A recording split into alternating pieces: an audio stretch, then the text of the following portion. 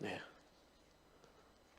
네, 감사합니다. 우리 하나님의 말씀은 요한계시록 19장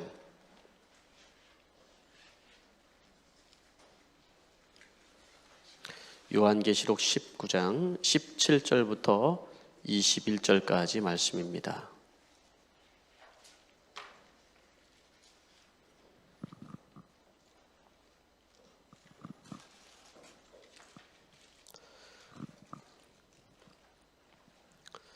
다 찾았으면 아멘 하시기 바랍니다. 네, 그럼 제가 읽도록 하겠습니다. 나는 또 해에 한 천사가 서 있는 것을 보았습니다. 그는 공중에 나는 모든 새들에게 큰 소리로 외치기를 하나님의 큰 잔치에 모여라. 왕들의 살과 장군들의 살과 힘센 자들의 살과 말들과 그 위에 탄 자들의 살과 모든 자유인이나 종이나 작은 자나 큰 자의 살을 먹으라 하였습니다. 또 나는 짐승과 세상의 왕들과 그 군대들이 흰말을 타신 분과 그 군대에 대항하여 싸우려고 모여있는 것을 보았습니다.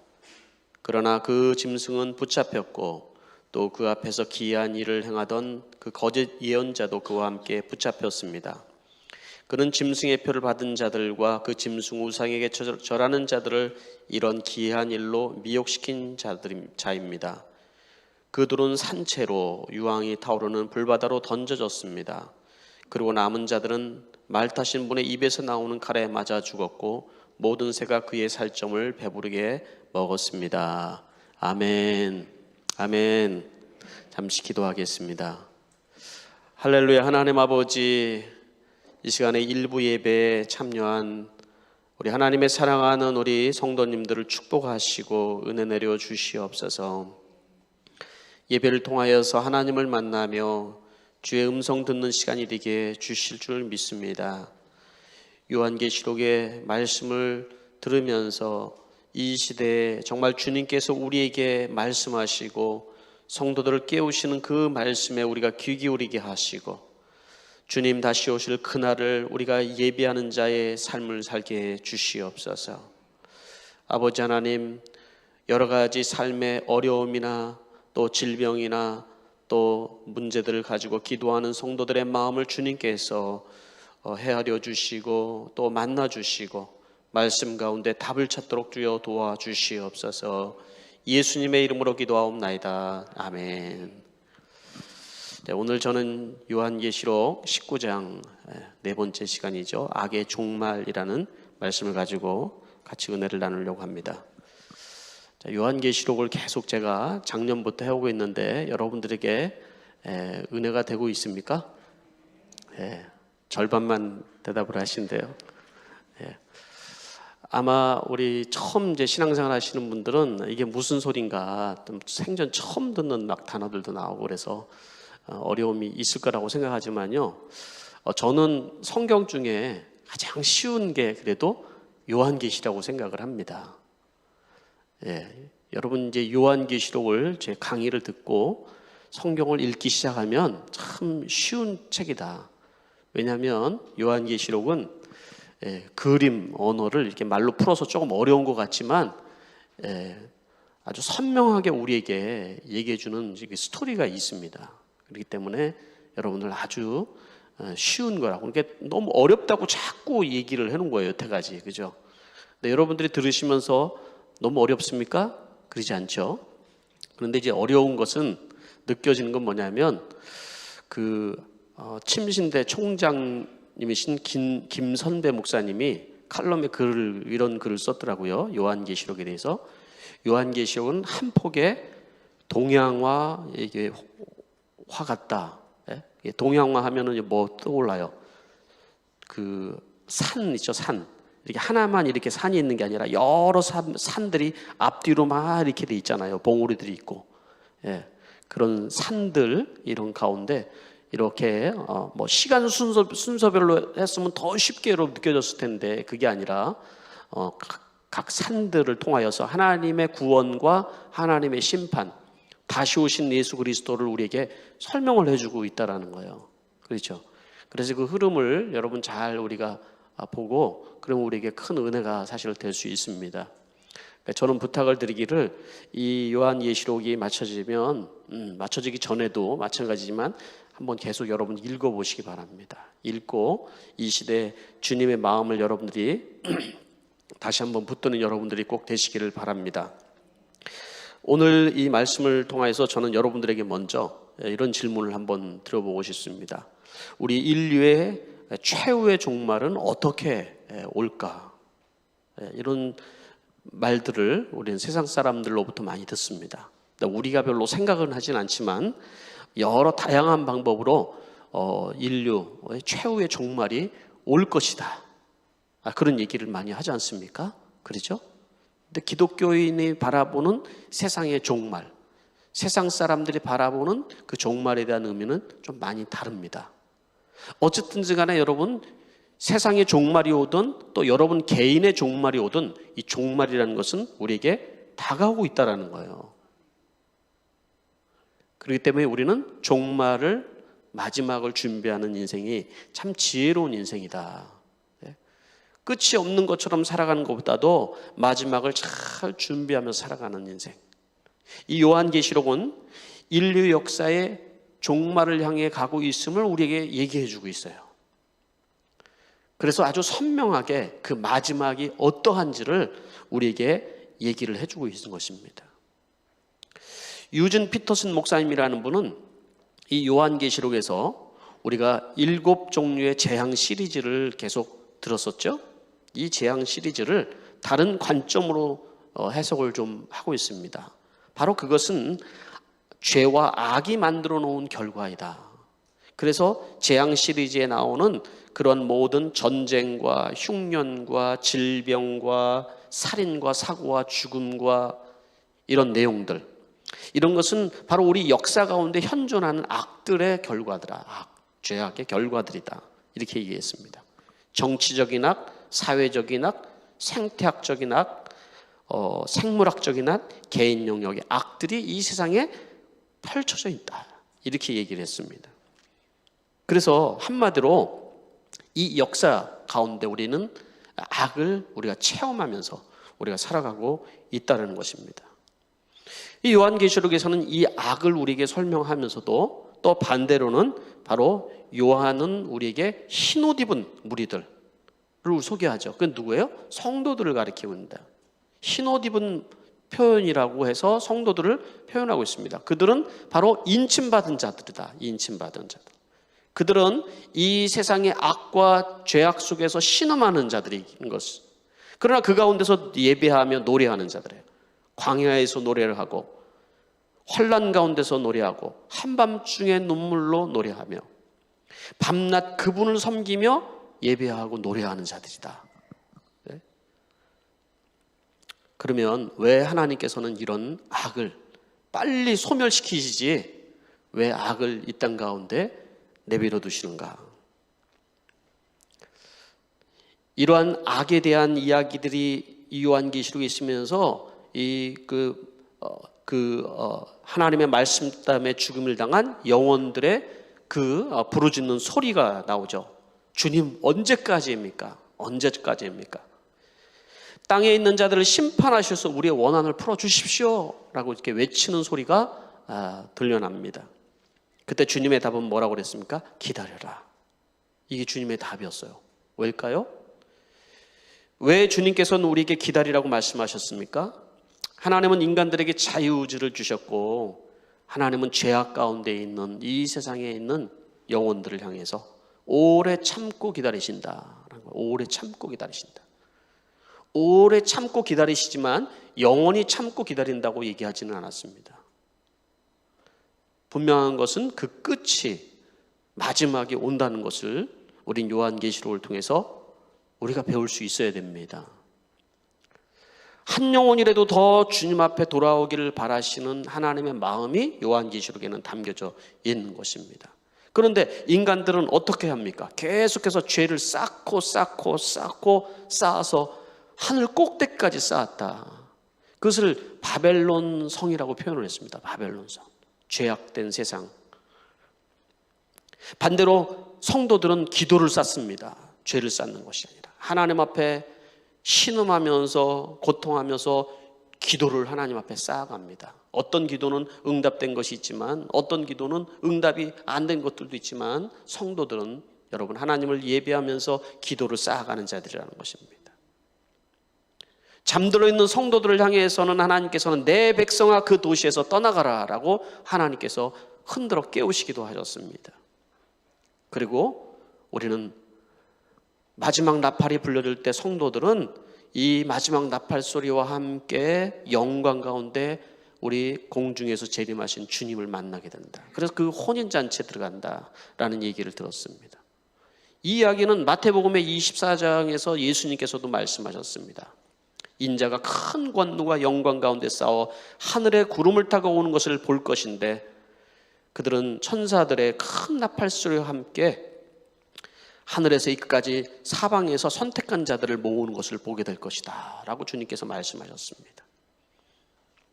이 창세기부터 요한계시록까지 그러니까 여러분 이 끝을 향해서 가고 있다는 것을 요한계시록에서 보여주고 있는 것입니다. 오늘 저는 바로 이 19장의 마지막에 있는 이 부분을 통해서 이 악에 대한 종말에 대한 말씀으로 제가 주제를 정했습니다. 악. 이 말씀은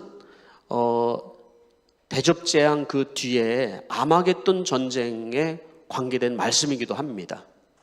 그래서 시간적인 순서대로 보면은 참 이해가 여러분 잘 안 되지만은 그러나 하나님의 구원과 심판의 이 관점에서 여러분 이걸 바라보면은 여러분 금방 이해를 할 수가 있습니다. 그래서 오늘 이 말씀을 먼저 간략하게 한번 살펴보겠습니다.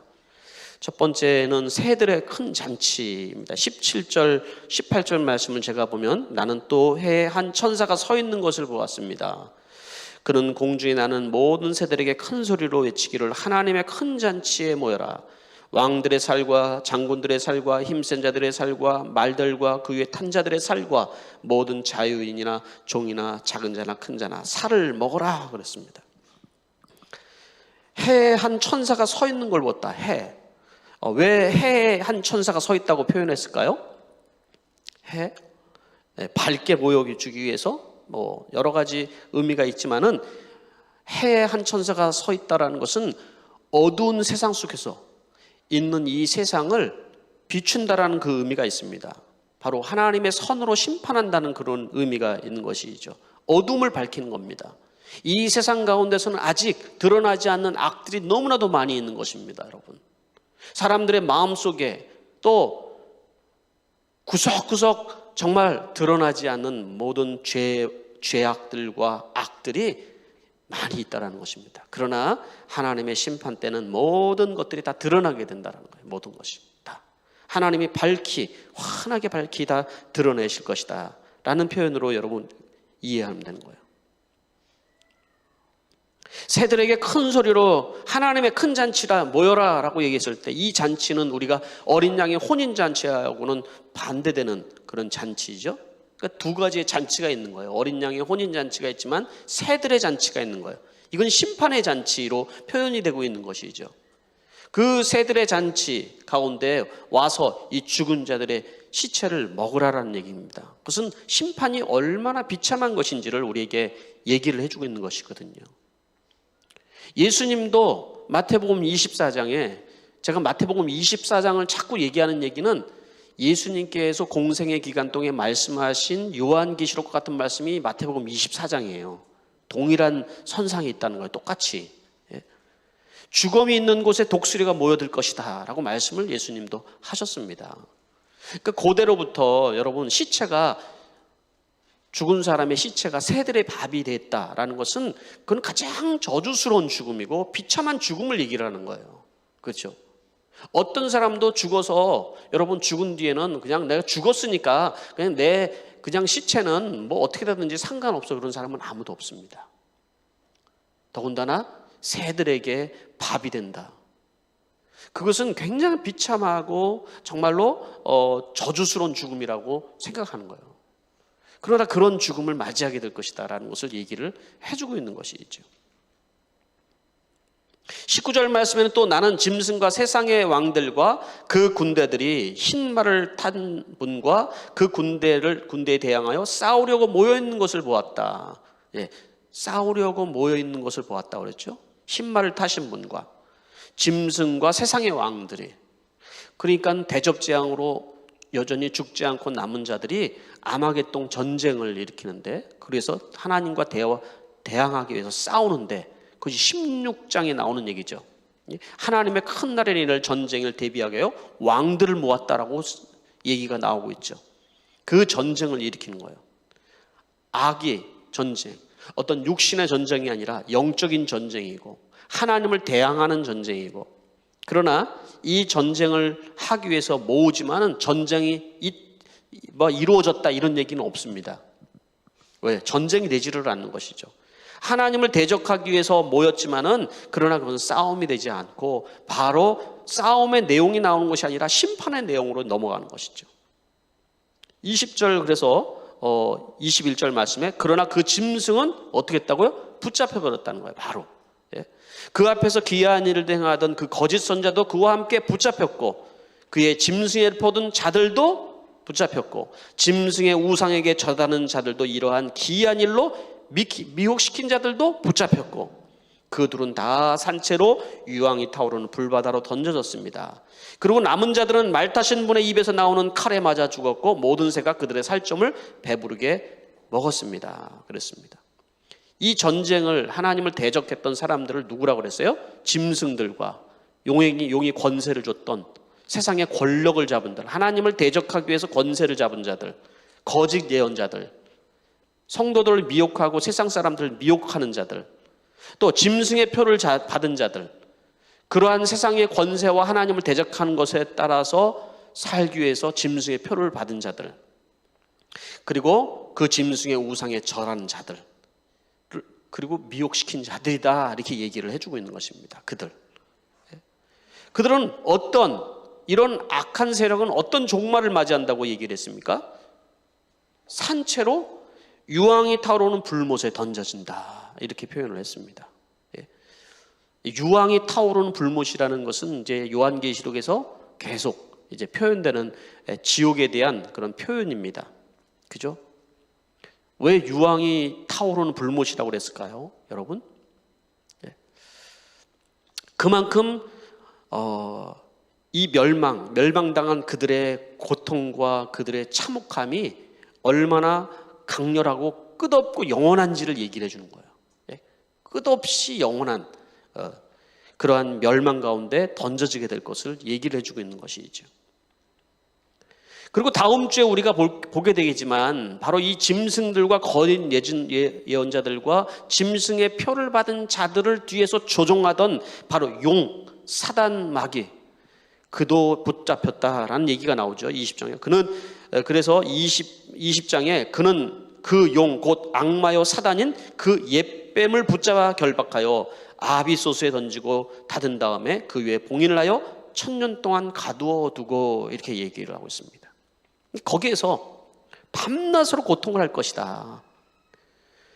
20장 10절 말씀에 그들은 미혹하던 악마도 불과 유황의 바다로 던져졌는데, 그것은 그 짐승과 거짓 예언자들이 있는 곳입니다. 거기에서 그들은 영원히 밤낮으로 고통을 당할 것입니다. 이렇게 표현을 했습니다. 오늘 말씀은 그냥 제가 쭉 읽었습니다. 그러나 여러분, 이해하기 어려운 구절은 아닙니다. 그림원으로 얘기했지만 누구나 다 이해할 수 있는 것입니다. 그럼 이 말씀을 통해서 우리에게 교훈하시는 것은 무엇인 걸까요? 첫 번째로는 악은 반드시 멸망을 한다라는 것입니다. 악은 반드시 종말을 맞이할 것이고, 그 종말은 비극일 것이다라는 것이죠. 영원한 비극일 것이라는 것이죠. 새들의 잔치, 유황이 타오르는 불못, 이것은 그냥 성경에서 얘기하는 협박이 아니라 그러한 멸망을 맞이할 것이다, 그런 것을 우리에게 얘기해 주는 것입니다. 그러니까 지금 이 땅 가운데서 이 어둠의 세력의 권세들이 힘을 얻는 것 같고, 세상의 권세를 잡은 것 같고, 성도들은 살아가면서 희망이 사라진 것 같고, 교회는 무력해 보이고, 성도의 삶은 비참해 보여도 결국 주님이 오실 때 교회는 승리할 것이며 성도들은 승리할 것이다. 이 말씀을 우리에게 해주고 있는 것입니다. 그렇다면 이런 종말을 우리가 한다면 나의 종말은 어떨 것인가? 나의 종말은 그걸 적용해 봐야죠. 나는 어떤 종말을 맞이할 것인가? 우리는 하나님의 말씀을 우리가 믿고 살아가는 우리들은 이 세상의 악과 죄에 타협하지 않고 살아가야 되는 것이죠. 그래서 성경에서는 우리에게 악은 어떤 모양이라도 버려라, 우리에게 말씀을 하고 있지 않습니까? 그리고 성도들은 말씀을 통해서 세상을 바라보고 말씀을 통하여서 무엇이 선이고 무엇이 악인지를 바라봐야 되는 것입니다.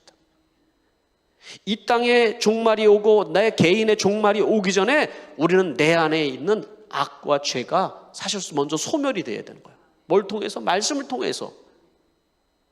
그래서 여러분, 예수를 잘 믿는 사람들은 어떤 사람이냐면요, 자기 안에 죄와 악을 머무르지 않도록 하는 사람인 거예요. 어떤 사람이 죄와 악이 그 속에 머물러 있을까요? 그 안에 죄와 악을 숨겨놓은 사람들이에요. 숨겨놓은 사람들. 다른 사람한테 들키기를 두려워하는 사람들인 거죠. 자기의 수치를 들키기 싫어하는 거예요. 그런데 어느 때 여러분 성령이 역사하고 하나님의 은혜가 임합니까? 나의 죄가 드러날 때예요. 사실은 성도는 자기의 연약함이 드러나고 자기의 죄가 드러나고 내 안에 도사리고 있는 악이 드러날 때, 그때 모든 악이 소멸되는 것을 경험하게 되는 것이거든요. 우리는 하나님의 말씀을 보면서 우리의 연약함을 바라보는 거죠. 하나님의 말씀을 날마다 아침마다 저도 묵상을 하면서 내 안에 도사리고 있는 악을 바라봐요. 인간이 그래요. 인간이 하루도 죄가 없이 살지 못하는 것이 인간 같아요, 이게. 그런데 우리 하나님을 떠난 사람들, 하나님을 우리가 이 말씀을 통해서 바라보지 못하면 어찌 여러분 우리가 죄를 소멸하며 살 수 있겠습니까, 여러분? 우리 주님께서 예수 그리스도의 십자가로 모든 죄를 소멸하여 주셨는데 우리는 정말 그 은혜를 잊지 못하고 내가 주인이 돼서 내가 하고 싶은 대로 내 욕심대로 그렇게 살아가는 것이 여러분 성도들의 삶이라고 얘기하고 있지 않다라는 것입니다. 어떤 죄나 악은 모양이라도 버릴 수 있도록 우리는 하나님의 말씀을 통하여서 우리는 나의 죄를 볼 수 있어야 돼요. 그리고 성도들은 여러분 함께 나의 연약함을 고백하고 나의 부족함을 드러내면서 여러분 서로 거룩함을 향해서 나가는 거예요. 그게 교회거든요. 그게. 그러니까 여러분 목장에 모였을 때는 뭘 하겠습니까? 목장에 모여서 스포츠 얘기하고 정치 얘기하고 사회 돌아가는 얘기로 내가 거룩해 줄 수가 없습니다, 여러분. 목장에서는 나의 연약함이 드러나는 곳인 거예요. 말씀을 듣다 보니까, 말씀을 내 삶에 적용을 하다 보니까 나의 연약함이 이런 것이 내가 깨달았습니다. 눈물을 흘릴 수 있는 곳이 목장이 되어야 되는 것입니다, 여러분. 그게 교회이지 않습니까? 이 땅의 성도들을 그렇게 주님께서 거룩하게 하시고 흰옷 입게 하시는 겁니다. 그래서 여러분, 우리는 나에게 있는 죄를 감추지 말아라. 절대로. 내 안에 있는 죄를 감추지 마라. 하나님 앞에 우리는 회개하고 말씀을 통해서 자꾸 발견하고 서로 나의 죄를 고백하며 기도하기, 그렇게 해야 된다는 것이죠. 두 번째로는 악의 그 결말을 알면 우리가 전혀 두렵지가 않다는 겁니다. 왜 두렵습니까, 여러분? 이 세상에 무엇 때문에 우리가 두렵습니까, 여러분? 결말을 모르기 때문에 두려운 것이에요. 성도들의 삶은 마지막은 해피엔딩이에요. 믿어주십니까, 여러분? 지금 여러분의 삶이 어떤지 관계없이 악의 결말은 비극적인 엔딩이고 새드 엔딩이지만 성도들의 삶의 마지막은 해피엔딩이라는 거예요.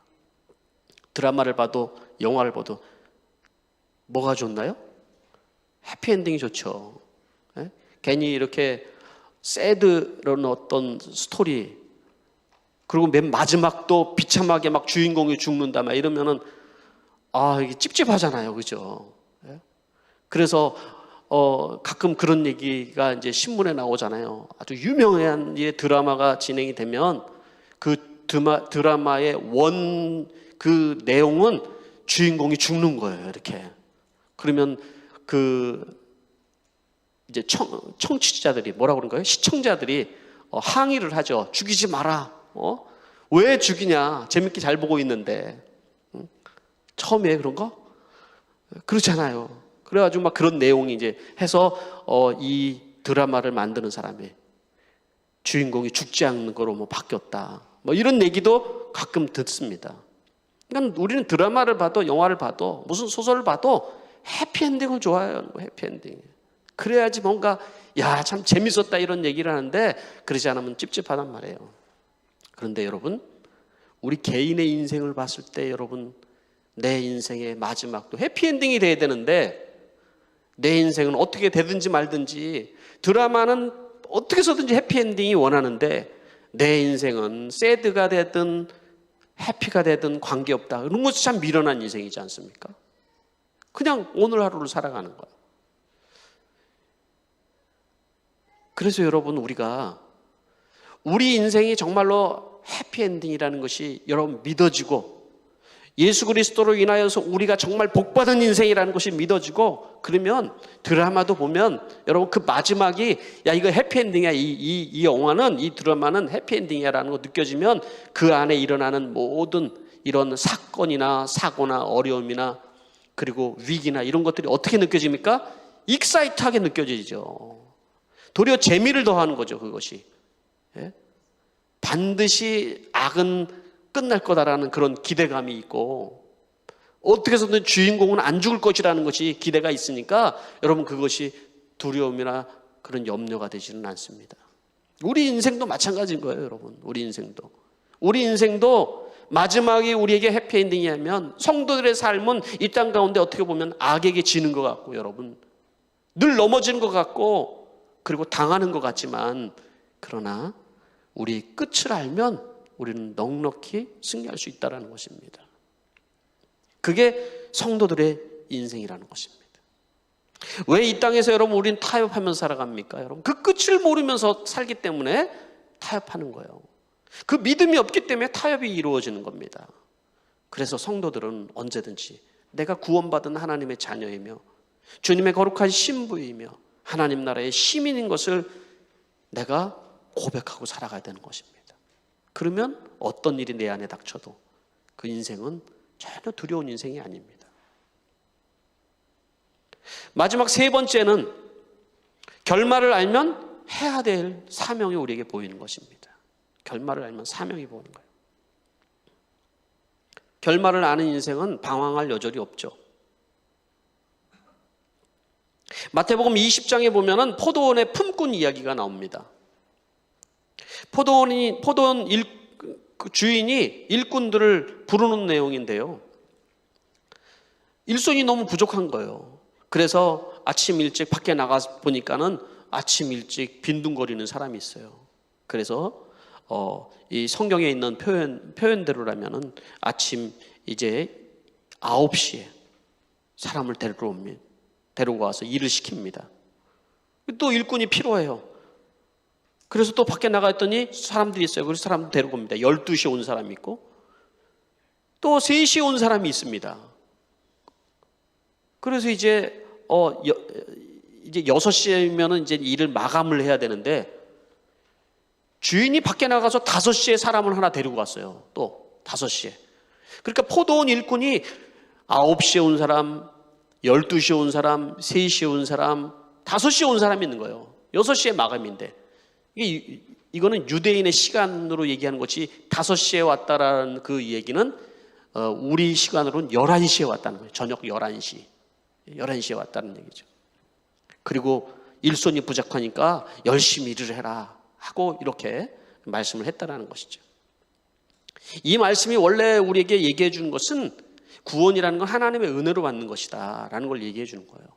먼저 믿었다고 더 나은 게 아니라 나중 믿은 자가 더 어떻게 보면 더 나을 수도 있고 그럴 수 있다는 것을 우리에게 얘기해 주었고 구원에 대한 그 공평성을 우리에게 얘기해 주는 것이지만 주님께서 일꾼을 부르셨다라는 그런 입장에서 봤을 때 우리를 적용해 볼 수 있어야 돼요. 우리는 몇 시에 부름받은 사람입니까 여러분?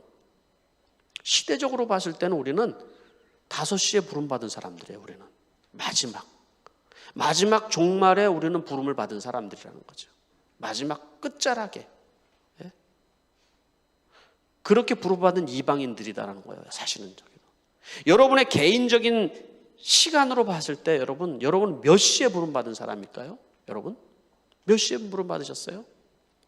개인적인 삶으로 봤을 때 내 인생을 정말 내가 하고 싶은 대로 살다가 마지막 모든 것이 다 마무리되어 갈 5시에 부름받은 사람들이 있다는 것이죠. 그러면서 이 말씀 속에서 우리에게 얘기를 해줄 것은 마지막 부름받은 사람들에게 사명이 있다는 거예요. 그냥 부른 것이 아니라 그 한 시간 우리는 허송세월할 여절이 없다라는 겁니다, 여러분. 주님의 때가 이제 다 되었고 주님의 때가 이제 다 마무리가 되어서 이제는 정산할 때가 되는데 우리가 이 땅에 있는 것들을 바라보고 이 땅에 있는 것들을 고민하고 살아가면서 허송세월하면서 방황할 시간이 우리에게 없다라는 것입니다, 여러분. 우리는 하나님의 은혜를 깨닫고 하나님이 우리에게 맡겨진 그 일들을 위해서 살아가야 될 사람들이라는 것을 우리는 기억을 해야 된다는 것입니다. 지난주에 제가 여러분들에게 말씀을 드린 것처럼 주님께서 이 마지막 때는 뭐와 같다고 그랬습니까? 노아의 때와 같다. 사람들이 다 시집가고 장가가고 다 삶의 문제로 다 매여서 살아가고 있는 그때의 노아의 방주는 완성이 될 것이고 그 노아의 방주의 문이 닫히기까지도 사람들은 그걸 알지 못한다고 얘기를 했습니다. 이 시대도 같다고 말씀했거든요. 바로 그런 시대를 지금 우리가 살고 있다는 것입니다. 그런 시대를 교회가 준비되어야 되는 시대라는 거죠. 우리가 바로 그 노아의 방주를 만드는 사람들이 되어야 되고 그 방주하로 들어가야 될 때를 우리가 살아야 되는 사람들이라는 것입니다. 수정교회는 노아의 방주가 되어야 되는 것이고 여러분의 목장이 노아의 방주가 되는 것이고 여러분들 그 안에 있는 자들 불러야 될 그런 성도들의 사명을 받은 자들이라는 거예요. 마지막 5시에 온 사람의 사명이 뭐겠습니까, 여러분? 5시에 부름받은 사람의 사명이 뭘 합니까? 마무리 작업을 해야 되는 거예요. 주님 마지막 다시 오실 그날을 준비하고 마무리하는 작업을 하는 거거든요. 그러니 우리에게 여러분 허송생활을 할 시간들이 우리에게 없다는 것입니다. 주님은 이 땅을 모든 악을 심판하시고 구원받은 하나님의 자녀들을 하나님의 잔치로 부르실 그날을 우리가 살고 있다는 것입니다. 일부 예배에 들은 여러분들 오늘 이 말씀을 들으면서 하나님께서 나를 부르시는 구원하여 주시고 그리고 나를 주의 일꾼으로 삼으시는 그 은혜 우리가 감사하면서 하루하루 살 수 있는 여러분들 되시길 바랍니다. 서리 집사로 헌신하시는 분들 이게 뭐 해도 되고 안 해도 되고 그게 아니라 주님께서 나를 부르시는구나. 거기에 맞는 주를 향한 헌신을 가져야 되겠구나. 이런 의미로 여러분 헌신하시기 바랍니다. 말씀을 맡도록 하겠습니다. 우리 이 시간에 함께 기도를 할 텐데 이 말씀을 들으시면서 성령께서 나에게 하시는 음성 가운데 여러분 오늘 결단과 헌신을 하나님 앞에 올려드리길 바랍니다. 첫 번째로는 악은 반드시 멸망을 한다고 말씀하고 있습니다. 그렇다면 내가 버려야 할 악은 무엇인지를 주님 버리게 하여 주시옵소서. 내 안에 도사리고 있는 악이 무엇이든지 간에 하나님의 말씀과 또 회개를 통하여서 버릴 수 있도록 해 주십시오. 기도하시기 바랍니다. 두 번째, 우리는 몇 시에 부름받은 인생입니까? 5시에 부름받은 인생입니다. 결말을 아는 성도라면 인생을 허송세월하며 방황할 시간이 없습니다. 주님, 우리가 허송세월하며 방황하는 삶을 살지 않게 해 주시옵소서. 마지막 세 번째는 마지막 때 방주의 역할을 잘 감당하는 교회와 목장이 되게 해 주시옵소서. 우리 하나님 앞에 이 시간에 우리 침묵 가운데 1분 정도 기도하도록 하겠습니다. 기도하겠습니다.